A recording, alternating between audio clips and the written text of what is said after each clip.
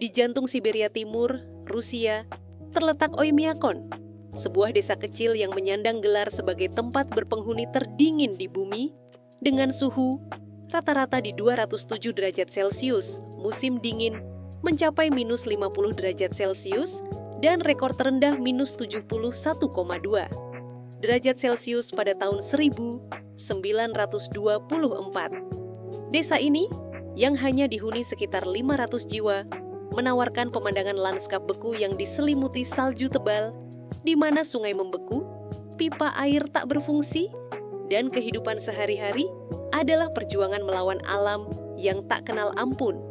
Pada tahun 2025, Oymyakon tetap menjadi simbol ketahanan manusia di lingkungan ekstrem yang sulit dipahami oleh dunia luar. Oymyakon terletak di Republik Sakha, sekitar 900 km dari kota Yakutsk, dan hanya bisa dijangkau dengan perjalanan darat selama 2 hari melalui jalan yang dikenal sebagai Jalan Tulang karena kondisinya yang keras. Desa ini awalnya adalah pos peristirahatan bagi penggembala rusa pada tahun 1920, namun berkembang jadi pemukiman permanen meski kondisi iklimnya brutal. Warga Oymyakon, kebanyakan etnis Yakut dan Rusia, hidup sebagai peternak rusa, pemburu, dan nelayan es, dengan tradisi yang diwariskan sejak abad ke-17. Gaya hidup ini mencerminkan adaptasi luar biasa terhadap kedinginan yang tak pernah reda. Kehidupan sehari-hari di Oymyakon penuh tantangan. Mobil harus dinyalakan selama 24 jam agar mesin tak membeku, dan bahan bakar disimpan dalam drum khusus untuk hindari kristalisasi. Di tahun 1980, sebuah truk terjebak selama 3 hari karena bahan bakar membeku. Rumah-rumah di desa terbuat dari kayu dengan insulasi tebal, dipanaskan oleh tungku batu bara yang menyala tanpa henti. Listrik hanya tersedia 6 jam sehari di musim dingin. Warga harus pakai lapisan pakaian bulu seperti mantel rusa dan sepatu kulit berlapis untuk keluar rumah, dan aktivitas sederhana seperti berjalan ke pasar bisa bikin bulu mata membeku dalam hitungan menit. Makanan di Oymyakon adalah kunci bertahan hidup. Warga konsumsi diet tinggi kalori, termasuk daging rusa, kuda, dan ikan beku yang ditangkap dari lubang es di Sungai Indigirka. Tradisi unik adalah makan stroganina, ikan beku yang diiris tipis dan dimakan mentah. Teh panas dicampur lemak rusa untuk tambah energi, dan vodka sering diminum untuk hangatkan tubuh.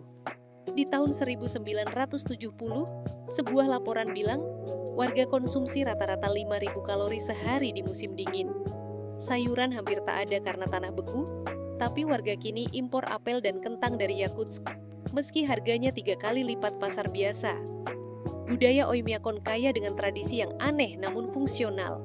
Salah satu praktik mencolok adalah mandi di lubang es Sungai Indigirka yang dipercaya tingkatkan kekebalan tubuh. Setiap Januari, sekitar 50 warga ikut ritual ini, masuk ke air minus 40 derajat Celcius selama beberapa detik. Festival musim dingin diadakan sejak tahun 1990, tarik turis dengan lomba memancing es dan balap kereta rusa. Di tahun 2018, festival ini hadirkan 100 pengunjung, angka besar untuk desa kecil. Warga juga punya cerita rakyat tentang roh dingin, dewa yang konon jaga Oymyakon. Cerita ini diceritain di sekitar api unggun, lengkap dengan nyanyian Yakut. Pariwisata di Oymyakon mulai berkembang, meski terbatas. Cuma 200 turis datang tiap tahun karena akses sulit dan biaya tinggi. Dengan perjalanan dari Moskow, capai 30 juta rupiah. Pengunjung diajak lihat kehidupan lokal seperti membantu gembala rusa atau coba stroganina. Di tahun 2015, sebuah penginapan sederhana dibuka, tapi tanpa air panas. Turis harus siap hadapi kedinginan. Di tahun 2007, seorang turis Inggris alami radang dingin karena tak pakai sarung tangan cukup tebal. Pemandu lokal, biasanya warga Yakut, ceritain sejarah desa dan ajarkan cara bertahan seperti tarik napas pendek agar paru tak kaget. Ilmiahnya, Oymyakon adalah laboratorium iklim. Meteorolog pelajari suhu ekstrem sejak tahun 1930, catat data yang bantu pahami perubahan iklim, Di tahun 2023, laporan bilang musim dingin. Oymyakon memanas, jadi minus 45 derajat Celcius, tanda pemanasan global. Peneliti kesehatan juga tertarik.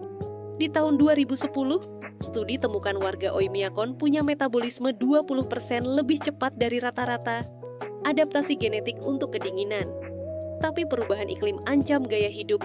Di tahun 2021, salju cair lebih cepat, bikin perburuan rusa sulit. Kehidupan sosial di Oymyakon erat, dengan cuma 150 keluarga, warga saling bantu, seperti bagi daging buruan saat musim paceklik. Sekolah kecil, dengan 30 siswa, tetap buka meski suhu minus 50 derajat Celcius. Di tahun 1995, sekolah tutup cuma sekali saat minus 60 derajat Celcius. Anak-anak diajar bahasa Yakut dan Rusia dengan cerita tentang pahlawan lokal seperti pemburu legendaris dari abad ke-19. Komunitas ini juga punya tradisi menari lingkaran di musim panas saat suhu capai 20 derajat Celcius, perayaan langka untuk hari hangat. Ekonomi Oymyakon sederhana, warga jual bulu rusa dan ikan ke Yakutsk, meski sebagian besar hidup dari barter. Listrik dan internet baru masuk di tahun 2005, tapi jaringan sering putus saat badai salju. Di tahun 2019, warga mulai gunakan media sosial untuk jual kerajinan kulit, bantu ekonomi. Tapi tantangan besar, populasi menurun karena kaum muda pindah ke kota. Di tahun 2020, cuma 10 anak lahir di desa, dibandingkan 50 di tahun 1970. Oymyakon juga inspirasi budaya pop.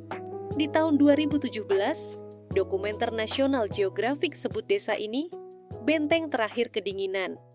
Narator bilang warga Oymyakon seperti prajurit melawan alam. Fotografer datang abadikan lanskap beku. Di tahun 2022, pameran foto Oymyakon di Moskow tarik 3.000 pengunjung.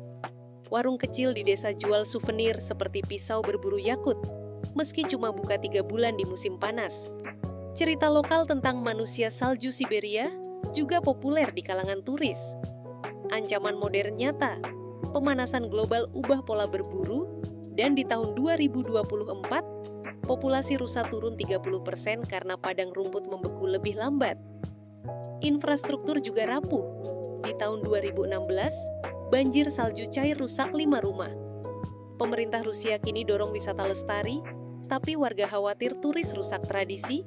Di tahun 2023, 10 warga tolak rencana resor kecil di dekat desa.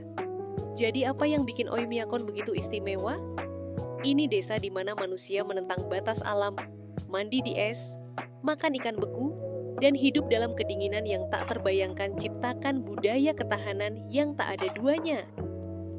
Kunjungan ke Oymyakon tinggalkan rasa kagum pada warga yang tak menyerah, meski bumi coba hentikan mereka. Itu Oymyakon, neraka beku yang penuh kehidupan dan keajaiban